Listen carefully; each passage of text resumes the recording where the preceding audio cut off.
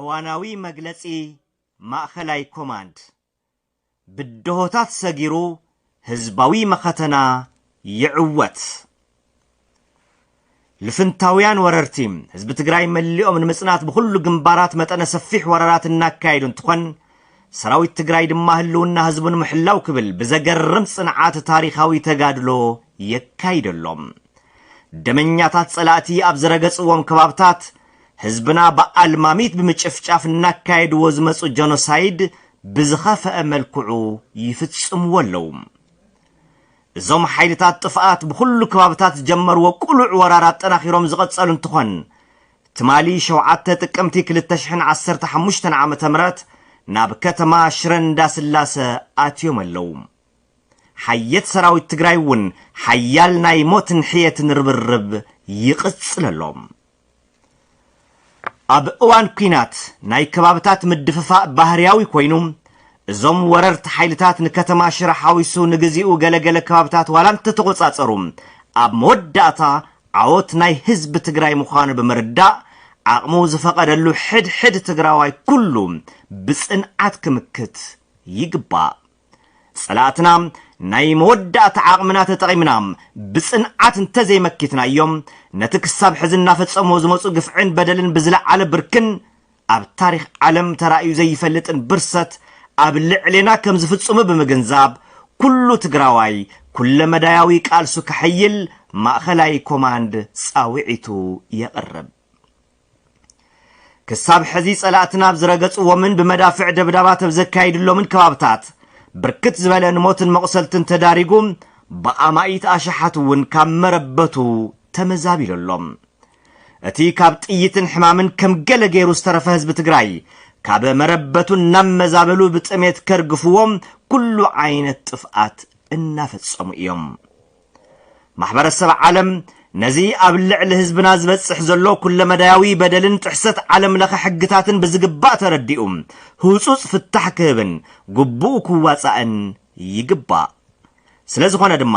ተጻብኦታት ብህፁፅ ጠጠው ክብሉን ሰብኣዊ ሓገዝ ብዘይ ዓንቀፍቀፍ ናብ ትግራይ ንከኣቱን ማሕበረሰብ ዓለም ሓላፍነቱ ብህፁፅ ንክዋጻእ ማእኸላይ ኮማንድ ትግራይ ይጽዋዕ ኣብ መወዳእታ ልፍንታውያን ወረርቲ ሓይልታት ህዝቢ ትግራይ መሊኦም ንምጥፋእ ዘሎን ዘየሎን ዓቕሞም ጸንፊፎም ብምጥቃም ዋላ እኳ ይረባረቡ እንተሃለዉ ህዝቢ ትግራይ ህልውንኡ ንምርጋጽ ኢሉ ቁኑዕ ዕላማ ሒዙ ብጽንዓት ፍትሓዊ ቃልሲ ዘካይድ ዘሎ ህዝቢ ስለ ዝኾነ ንኹሎም ብድሆታት መኪቱ ብዓወት መሰስ ከም ዝብል ኣየጠራጥርን ስለ ዝኾነ እውን ኩሉ ትግራዋይ ኣብዛ ወሳኒት ናይ ግጥም ምዕራፍ ንዘይተርፍ ዓወት ብኩሉ ዓቕሙ ከቲቱ ታሪኻዊ ሓላፍነቱ ክፍጽም ማእኸላይ ኮማንድ ደጊሙ ይጽዋዕ ሃለዋትናን ድሕንነትናን ብቕልጽምና ትግራይ ትስዕር 7 ጥቅምቲ 2015 ዓመተ ምህረት መቐለም እዋናዊ መግለጺ ማእኸላይ ኮማንድ ብድሆታት ሰጊሩ ህዝባዊ መኸተና ይዕወት ልፍንታውያን ወረርቲም ህዝቢ ትግራይ መሊኦም ንምጽናት በሁሉ ግንባራት መጠነ ሰፊሕ ወረራት እናካይዱ እንትኾን ሰራዊት ትግራይ ድማ ህልውና ህዝቡን ምሕላው ክብል ብዘገርም ጽንዓት ታሪኻዊ ተጋድሎ የካይደሎም ደመኛታት ጸላእቲ ኣብ ዝረገጽዎም ከባብታት ህዝብና በአልማሚት ብምጭፍጫፍ እናካይድዎ ዝመጹ ጀኖሳይድ ብዝኸፈአ መልክዑ ይፍጽምዎ እዞም ሓይልታት ጥፍኣት ብኩሉ ከባብታት ጀመርዎ ቁሉዕ ወራራት ጠናኺሮም ዝቐጸሉ እንትኾን ትማሊ 7 ጥቅምቲ 2015 ዓመተ ምህረት ናብ ከተማ ሽረ እንዳስላሰ ኣትዮም ኣለዉ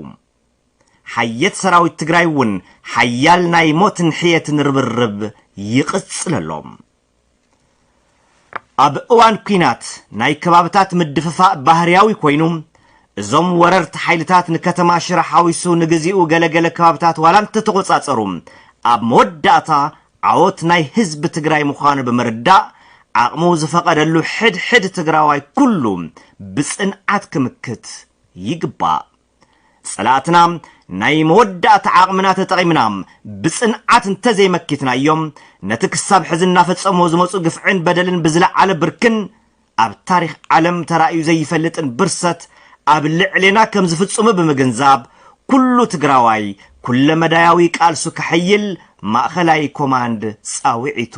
የቕርብ ክሳብ ሕዚ ጸላእትና ብዝረገጽዎምን ብመዳፍዕ ደብዳባት ዘካይድሎምን ከባብታት ብርክት ዝበለን ሞትን መቕሰልትን ተዳሪጉ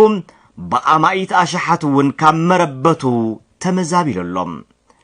እቲ ካብ ጥይትን ሕማምን ከም ገለ ገይሩ ዝተረፈ ህዝቢ ትግራይ ካብ መረበቱን ናብ መዛበሉ ብጥሜት ከርግፍዎም ኩሉ ዓይነት ጥፍኣት እናፈጸሙ እዮም ማሕበረሰብ ዓለም ነዚ ኣብ ልዕሊ ህዝብና ዝበጽሕ ዘሎ ኩለ መዳያዊ በደልን ጥሕሰት ዓለም ለኸ ሕግታትን ብዝግባእ ተረዲኡ ህውፁፅ ፍታሕ ክህብን ግቡኡ ክዋጻእን ይግባእ ስለዝኾነ ድማ ተጻብኦታት ብህውፁፅ ጠጠው ክብሉን ሰብኣዊ ሓገዝ ብዘይ ዓንቀፍቀፍ ናብ ትግራይ ንክኣቱን ማሕበረሰብ ዓለም ሓላፍነቱ ብህውፁፅ ንክዋጻእ ማእኸላይ ኮማንድ ትግራይ ይጽዋዕ ኣብ መወዳእታ ልፍንታውያን ወረርቲ ሓይልታት ህዝቢ ትግራይ መሊኦም ንምጥፋእ ዘሎን ዘየሎን ዓቕሞም ጸንፊፎም ብምጥቃም ዋላ እኳ ይረባረቡ እንተሃለዉ ህዝቢ ትግራይ ህልውንኡ ንምርጋጽ ኢሉ ቁኑዕ ዕላማ ሒዙም ብጽንዓት ፍትሓዊ ቃልሲ ዘካይድ ዘሎ ህዝቢ ስለ ዝኾነ ንኹሎም ብድሆታት መኪቱ ብዓወት መሰስ ከም ዝብል ኣየጠራጥርን ስለ ዝኾነ እውን ኩሉ ትግራዋይ ኣብዛ ወሳኒት ናይ ግጥም ምዕራፍ ንዘይተርፍ ዓወት ብኩሉ ዓቕሙ ከቲቱ ታሪኻዊ ሓላፍነቱ ክፍጽም ማእኸላይ ኮማንድ ደጊሙ ይጽዋዕ ሃለዋትናን ድሕንነትናን ብቕልጽምና ትግራይ ትስዕር 7 ጥቅምቲ 2015 ዓመተ ምህረት መቐለም